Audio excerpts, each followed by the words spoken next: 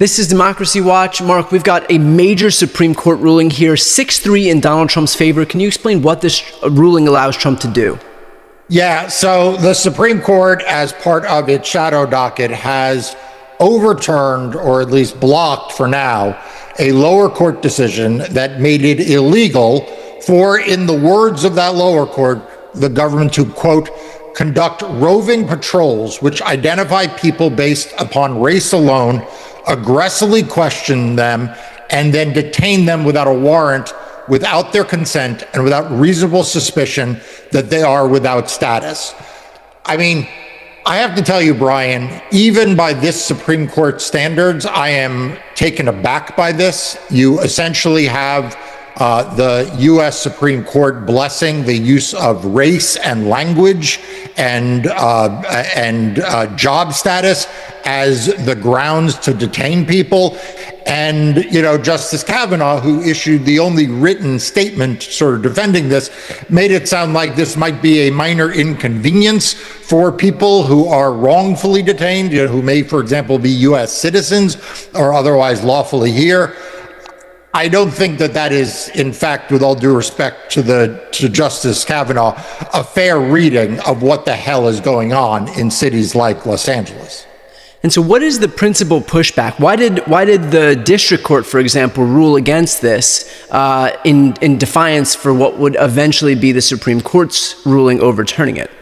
It is, frankly, not hard to see what that pushback is, which is that you should not be able in the United States of America in 2025 to be pulled over, to be detained, to be questioned based on the fact that you speak Spanish, look Latino, and do some sort of day labor. Like, it is simply wrong that in a world in which the Supreme Court is saying that race may not be used in college admissions, in which, you know, it is considering whether or not race or language can be used in the drawing of congressional districts for the protection of voting rights for those racial and language minorities, that you can, however, be pulled over by a roving band of federal officials on those same criteria. I mean, you know, it is, I spent a lot of time trying to explain what it is that federal courts are doing,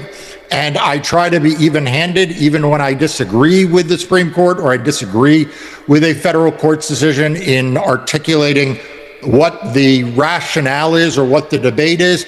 This one is hard to justify what the rationale or the debate is.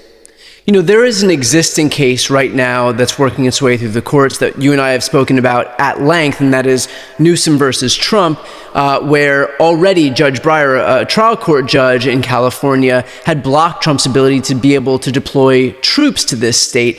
That is, of course, being appealed up to the Ninth Circuit Court of Appeals, so we're waiting on a decision from them.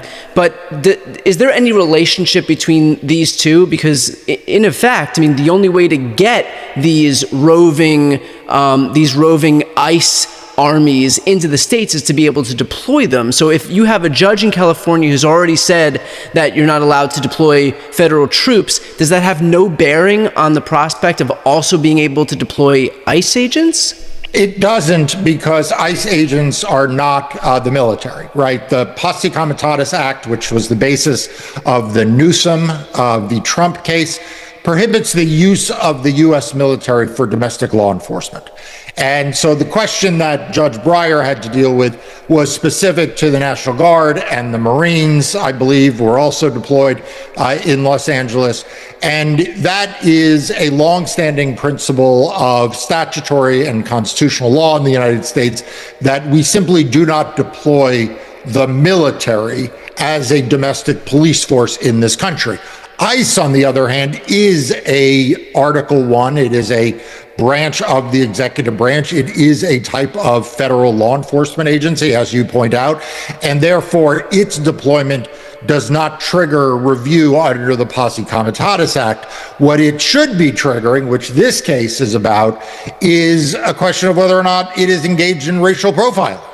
And not only whether it's engaged in racial profiling or language profiling, but whether it can do so, frankly, pretty explicitly. Yeah.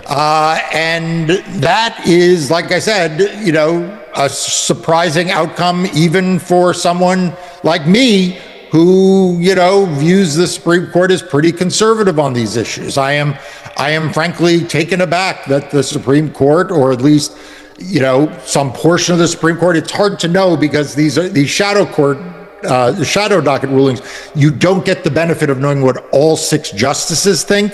You're sort of piecing it together from the various pleadings and from, in this case, the single concurrence of one justice, Justice Kavanaugh, and the dissent, a very stern and fiery dissent on the behalf of Justice Sotomayor. So I am assuming that she knows, more than I do.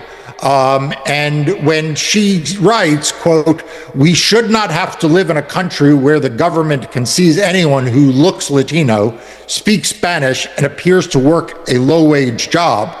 I mean, it is hard to believe that is a controversial position, but apparently it is not one shared by a majority of the Supreme Court. Is there any concern, Mark, that by virtue of allowing ICE carte blanche to be able to go into the states and do this, that this will be a pretext to be able to incite the very violence that Trump then uses as his justification to send his troops in? Like we saw in Los Angeles when ICE was deployed, Trump then pointed to the response to ICE being deployed here in LA as his rationale for being able to send in the National Guard and send in the Marines. And so if he's looking for some excuse to be able to retroactively justify his troop deployments, can't this be his basis for doing that? Absolutely. And I think that, it is a thinly veiled pretext, by the way. I don't know how, I think Donald Trump is happy with this decision, not just because he wins, but because it allows that pretext to be pretty explicit, right? I mean, this is going to only encourage Donald Trump to send in ICE and other law enforcement on using race and language and jobs as a thinly veiled criteria to stop people. That is going to inflame a lot of people, including, by the way, a lot of U.S. citizens, right? I mean, a lot of U.S. citizens speak Spanish. There is a large Latino U.S. citizen population in this country. And so it is going to, I think, on Donald Trump's part, be a calculated effort to trigger an outrage and a response that will then be the pretext by which he sends in federal military and National Guardsmen. And I wrote about this for Democracy Docket, a piece that I did this morning about the outrage and the fury that I feel and many other people feel. I know you do. That in Germany in the early 1930s, it was a fire in the Reichstag that was the excuse, right? It may not be a fire here. It may be something in a Home Depot parking lot, but Donald Trump is looking for that excuse, and we've seen that excuse, as you say, play out already in Los Angeles. But I don't think we've seen the end of it. Just a quick note for everybody watching, I would not be able to cover any of this stuff, these monumentally important cases, without using Democracy Docket, which is the news outlet that Mark founded to focus on everything voting in elections. It is, again, a resource I use on a daily basis. If you are not yet subscribed, please do yourself a favor and subscribe. You'll not only stay up to date on all of these very important cases, but also be able to support the work that Mark and his team are doing. So I'm going to put that link right here on the screen and also in the post description of this video. Again, if you're not yet subscribed, please make sure to go ahead and subscribe. Mark, does the fact that we saw this ruling 6-3 in Trump's favor, a pretty ridiculous ruling, I think we can glean from your response here, does that offer any insight into how the Supreme Court might rule in the event that this Newsom v. Trump case, which is again working its way through the trial court, is now at the Ninth Circuit Court of Appeals and will almost certainly be appealed all the way up to the Supreme Court by one party or the other? Does this give any indication as to how they might rule on this case, given that they're giving Trump so much leeway here? Sure, I sure hope not. I mean, I'm not gonna lie to people. I mean, you and I do this series to people straight, and so, it worries me a lot that it might. I would have thought this was one of the cases that more clearly fell on one side of the line, and obviously, 6 justices of the Supreme Court, at least on a preliminary basis, don't seem to think so. But the Posse Comitatus Act is as storied a part of the American legal tradition as there is in any law. I mean, this is a law that goes back to nearly the founding of the Republic, and it was based on a genuine historical concern under the British about the deployment and the misuse of, in that case, the British soldiers in U.S. cities and to operate as a police force. So we have a long constitutional and statutory tradition against what Judge Breyer found out of bounds in the Trump v. in the Newsom v. Trump case.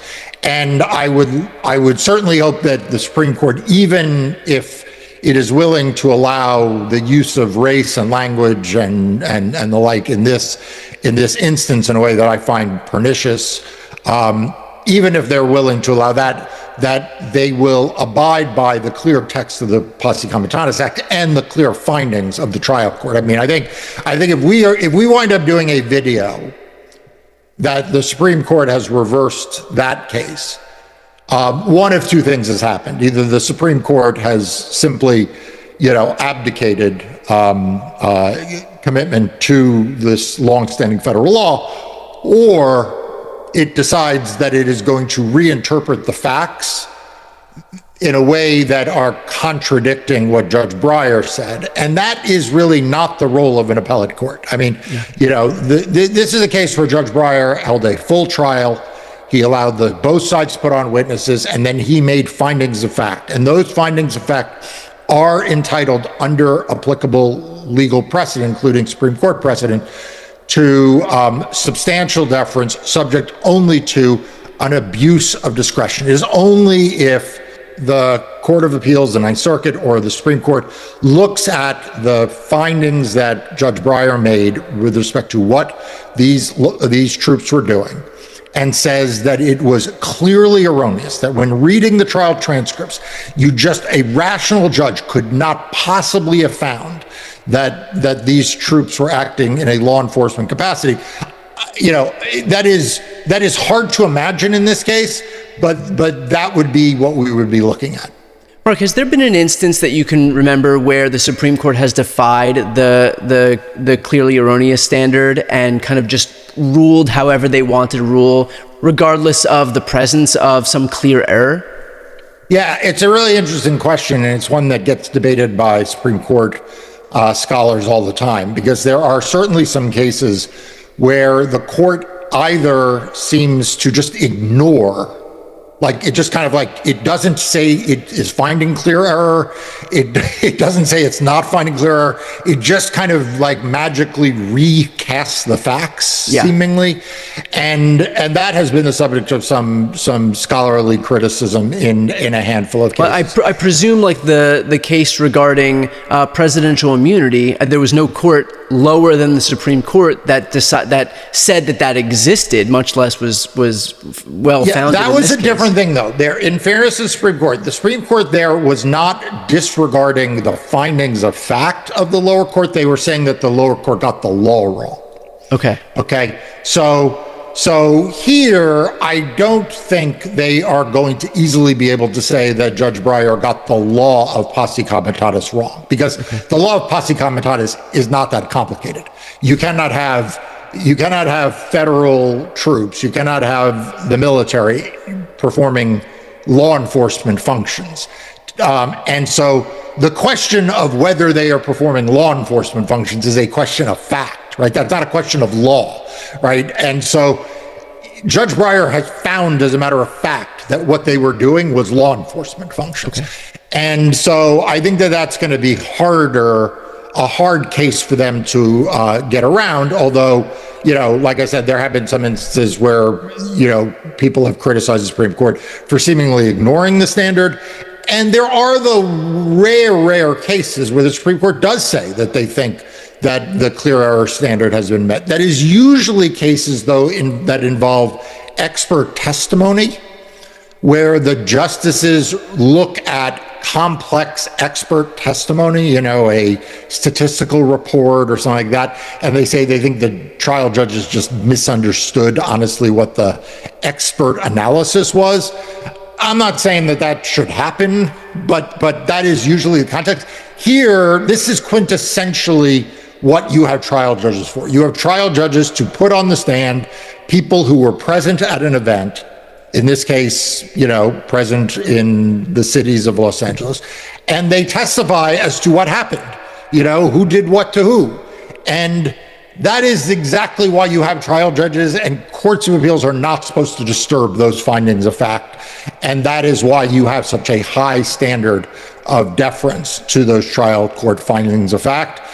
We'll see what happens when this goes to the Ninth Circuit. We'll see what happens when this goes to the Supreme Court. But I do think that is going to be a much steeper hill to climb, unless the court just says, look, we think the Posse Comitatus Act is inconsistent with Article 2 of the Constitution and presidential powers. Like I said, that would be an earthquake unto itself. That would require them to say that the Posse Comitatus Act essentially is unconstitutional. Yeah, well, I mean, look, they've gone after the Voting Rights Act, they've gone after Roe versus Wade, and so it wouldn't be the most surprising thing in the world that as they continue... No, although this is a law that was passed in the early 1800s by the founders for a specific reason. I mean, this is not like something that was passed in 1965. Right. Well, look, your reporting again on this particular issue has been absolutely essential. So a reminder for everybody who has not yet subscribed to Democracy Docket, please make sure to subscribe. I'm going to put the link right here on the screen and also in the post description of this video. It'll not only give you access to fearless independent journalism, but help support the work of Mark and his team. I'm Brian Taylor Cohen. I'm Mark Elias. This is Democracy Watch.